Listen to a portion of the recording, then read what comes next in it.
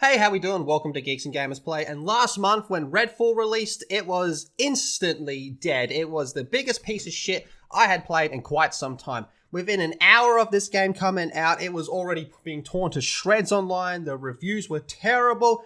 It was shit. Even from the first few teasers and trailers, it never looked like it was going to be good. At best, I thought it would be something you could play with a friend and make fun of, and I was only able to do that for about an hour and 20 minutes tops before I could no longer stomach this trash. And now we have a report that it's been claimed that people within Arcane Studios was hoping this game would be scrapped or rebooted or just didn't see the light of day. Unfortunately, it did.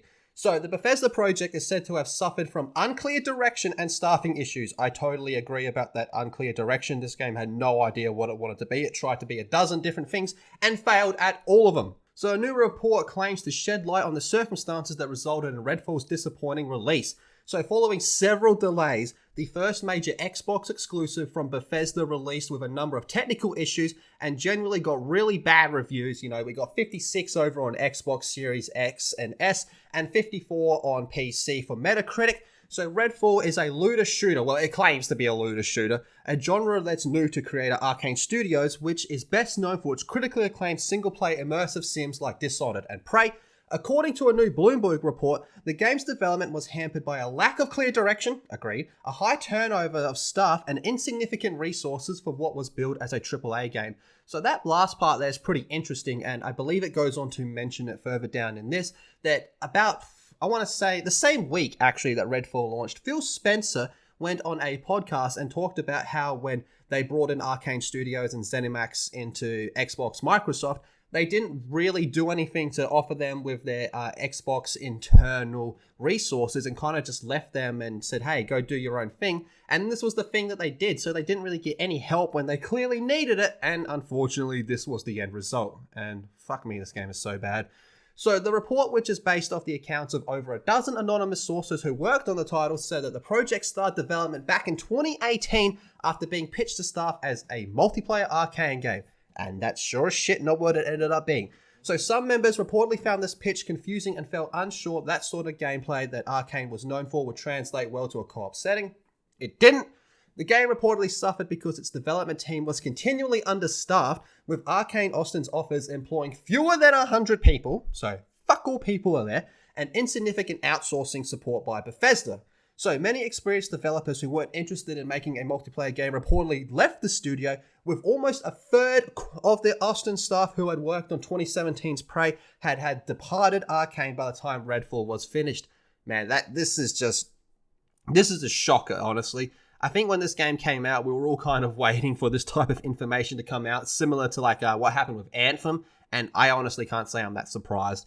So Arcane is said to have experienced difficulties with filling vacancies with lower than average salaries, the desire of prospective employees to work on single-player immersive sims viewed as contributing factors, probably.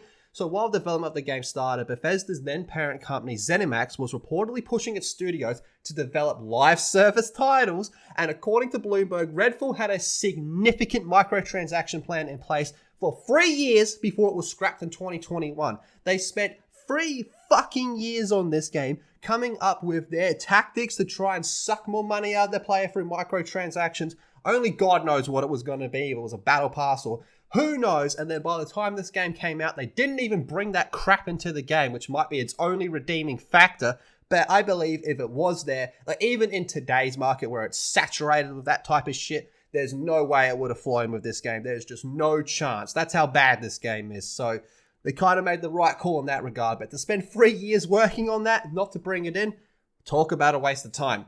So that same year, Microsoft acquired ZeniMax with a $7.5 billion deal, and some of Arcane staff reportedly hoped that Xbox might cancel Redfall or reboot it as a single-player game. I think the best thing they could have done is cancel it. Now, I know some people will say that, no, maybe they should have just rebooted as the single-player like it's mentioned here. They might have been able to come up with something good. But I believe that in today's world with this industry, a developer is only as good as the last game they made, and it would have been better for this game to have just never seen the light of day in any regard. Now, Xbox and Bethesda, they have a lot to fucking pull off with Starfield coming out later this year. In fact, they're showing it off pretty soon. I don't think it has what it takes to bounce back for Xbox with that game. All in all, this year I think has not been a good year for Xbox, and I don't see them ending on a high. And then it does go on to talk about the Phil Spencer interview that I mentioned before. Xbox has had a really bad year, and Redfall is a significant part of that. This game never should have seen the light of day. Now, you tell me, do you agree with me? Do you think this game sucked donkey ass? Let me know in the comment section down below. Be sure to subscribe to Geeks and Gamers Play and check out geeksandgamers.com, and I'll see you all in the next video.